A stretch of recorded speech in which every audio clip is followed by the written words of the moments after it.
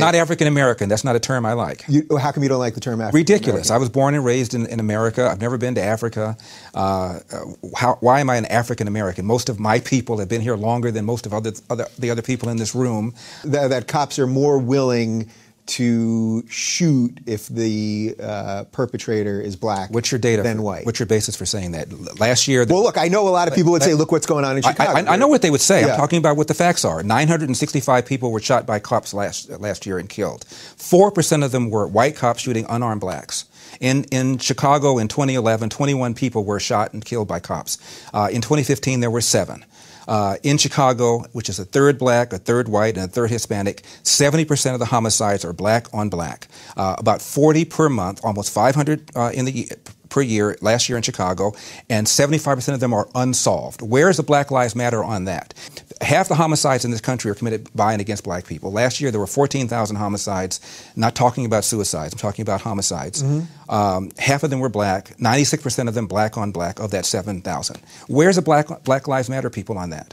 So there's where you would say that this is purely because of social justice. This is purely because they want ultimately for people to be angry enough to just keep voting Democrat. That's right. And where's the evidence of a lack of social justice? When a black suspect is killed by a cop, believe me, the media's on it. People are watching it. He was selling Lucy's and resisted arrest, whether it's Tamir Rice in Cleveland, who was twirling around the gun, whether it's Michael Brown in Ferguson, who had just committed a strong-arm robbery. Almost every one of these incidents involved somebody resisting arrest. Why don't you just do what the police tell you? My dad said, when I get pulled over, have my hand at 10 o'clock, have my hand at 2 o'clock. 1890, 1900, you look at census reports. A black kid, believe it or not, was slightly more likely to be born to a nuclear intact family than a white kid. We launched this so-called war on poverty in the 60s, where literally Lyndon Johnson sent people knocking on doors. I lived in the 60s, and people knocked on doors apprising women of their availability to welfare, provided there was no man in the house.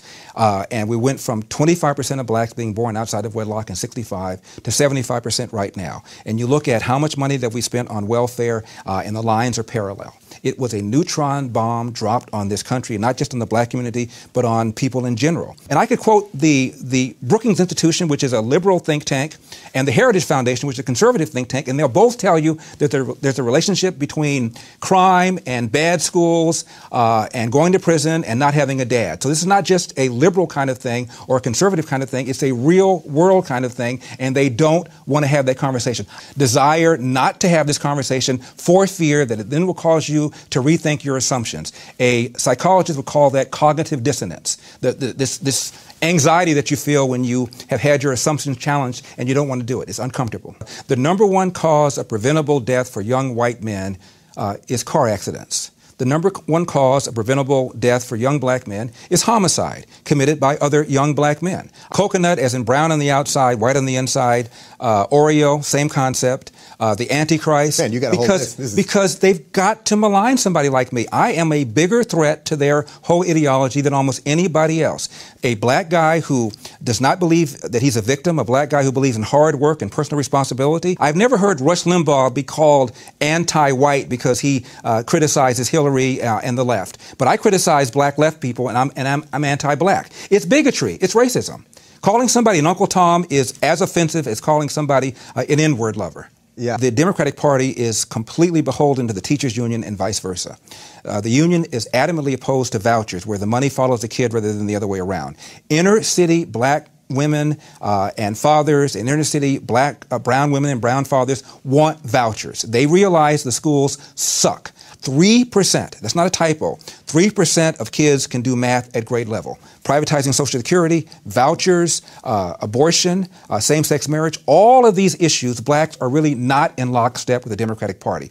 But the Democratic Party has successfully convinced blacks that racism, this white cop, this is widespread, the man's out to get you, and vote for us and we'll deal with it. It's an uphill fight. I mean, to me, there is a access of indoctrination. You have the media, you have academia, and you have Hollywood, all of which tell black people that they're victims. There's nothing you can tell me I haven't heard, but I probably can say some things your audience hasn't heard, because LA Times, New York Times, CNN, ABC, NBC, CBS, New York Times, you name it, these are all to the left. Whatever left-wing position, you're going to hear it. You're going to hear why, how, and where. But the other position you won't hear unless you watch Fox News or listen to talk radio, and a lot of people won't do it if you make them, if you pay them. And my mom stopped voting for the Democratic Party. And she said, as many people have said, I didn't leave the Democratic Party, they left me.